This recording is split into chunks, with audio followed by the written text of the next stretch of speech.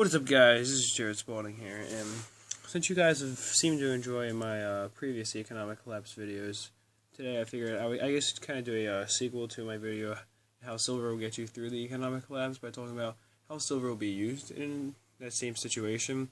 And I did kind of cover this in the other video, but I wanted to go more in depth into it, because, I was talking about, silver is going to be, one of the saving graces, I guess you could say, of, for you in an economic collapse.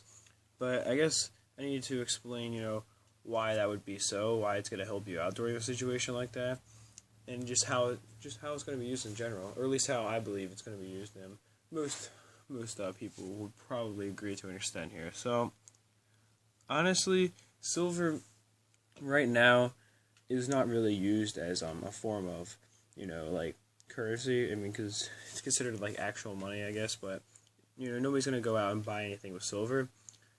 I mean, the one thing about it where it would apply is the fact that it's kind of universally accepted as money. But, you're not going to be able to take something like this 5-ounce bar here and go to the store and buy something with it. I mean, that's not the way it's going to work. But that's not going to be true in an economic collapse anymore, because the U.S.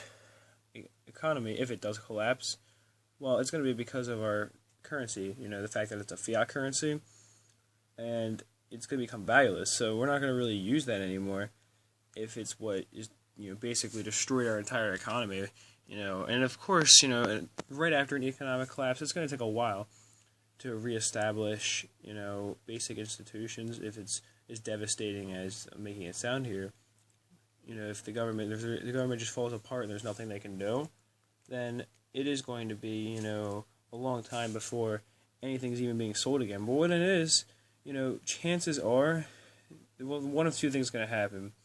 Either A, we're going to revert to a new currency that's backed entirely by silver and gold, therefore making silver and gold have a higher value because of the fact that the government needs silver and gold to be able to, have their currency. Or if the government doesn't come back at all and they can't be reestablished, at least not the same way, then what's probably going to happen is, at least at first, silver and gold is going to be used as a bartering tool.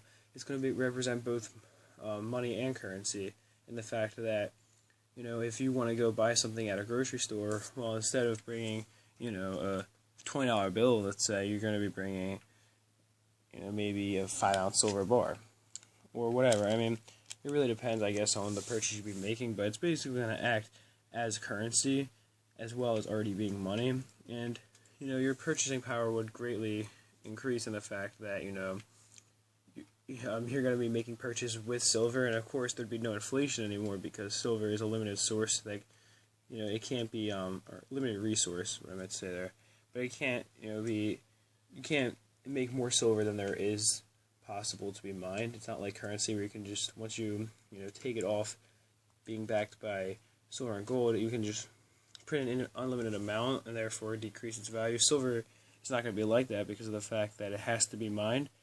And this is a situation also where it's good to have not fractional silver, but of course junk constitutional silver, because of the fact that for smaller purchases, a lot of people say that, oh yeah, 1 gram silver bars, that's what I'm going to use. Well, for one, those are going to carry almost no value to them. They're worth around $1 right now.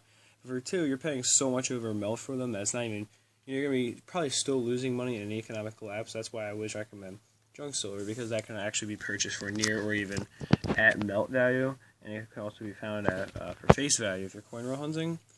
So, that would be used for smaller purchases, and then bullion would be used for larger purchases.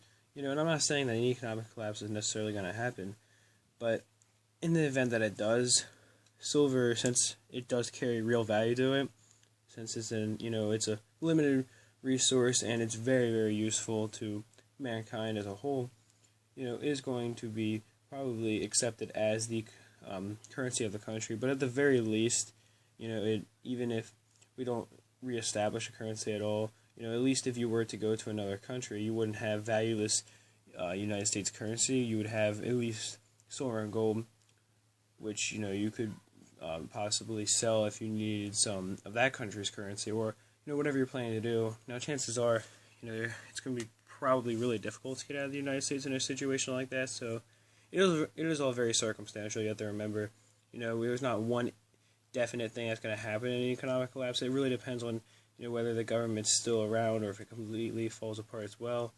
So you're going to have to kind of, I guess, play it by ear, if you will, because you really are not going to know what to expect in a situation like that. But I do hope you guys enjoyed the quick video. That's it for this one. Peace, love, much respect.